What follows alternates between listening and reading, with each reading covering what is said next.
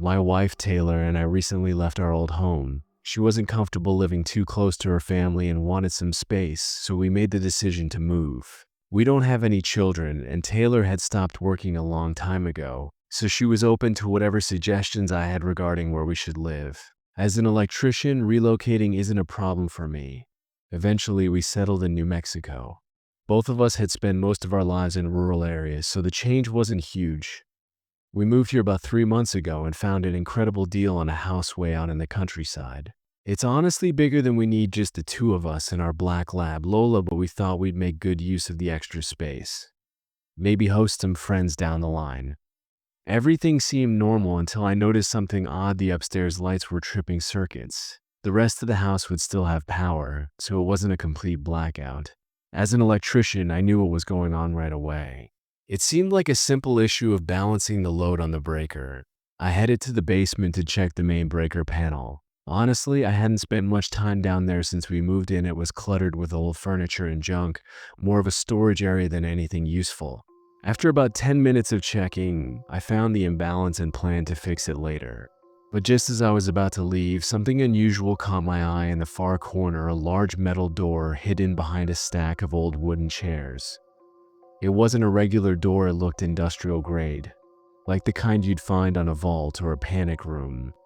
It was thick and taller than any standard door I'd ever seen. Curiosity got the better of me, so I tried the handle. It was locked. I searched around the house for keys, hoping the previous owners might have left one behind, but none of them worked. I told Taylor about the door, and she was just as curious. Somehow she managed to contact the previous owners. The phone call was strange, to say the least. The couple sounded hesitant and kept pausing, as if they were carefully choosing their words. When I asked about the door, they grew silent. Eventually, the wife explained that it was just a safe room for tornadoes, but that they had lost the key. Something about her tone felt off. It didn't sit well with me. Over the following weeks, I couldn't shake the mystery of that door. I tried everything I could think of to open it, but nothing worked. Finally, 2 days ago, I hired a locksmith. After about 30 minutes of work, he told me that the lock was unusually complex for something as simple as a panic room. When the locksmith finally opened the door, I immediately regretted it. Inside was a chilling sight, a room that looked more like a shrine, with black and white photographs covering the walls, adorned with strange symbols I didn't recognize. In the center of the room was a chair facing the wall, as though someone had been sitting there for hours, just staring at it.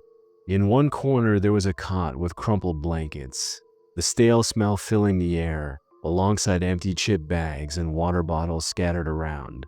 It became horrifyingly clear someone had been living down there, and not that long ago.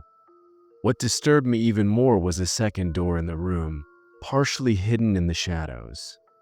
When I opened it, I discovered stairs leading to the cellar door outside. I felt foolish for never checking that door before. Suddenly, everything clicked. Taylor and I had noticed small things going missing since we moved in.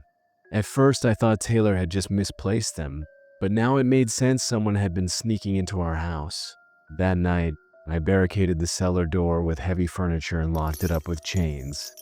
But later, as we were getting ready for bed, a loud banging at the front door startled us. Lola barked furiously, and rocks started hitting our bedroom window. I grabbed a baseball bat and checked the window, but couldn't see anyone. Moments later, I heard glass shattering downstairs. I rushed to the kitchen and saw two figures fleeing into the night. The police came and searched the property, but didn't find any signs of forced entry into the storm room. They believed the intruders were squatters who were upset about being locked out. It's been 2 days since that terrifying night. The police are still trying to track down the previous owners, but so far they've had no luck. My wife is a nervous wreck, and I can't stop thinking about what could have happened if we hadn't discovered that room. This is my home, and I'm prepared to protect it, but I really hope it doesn't come to that.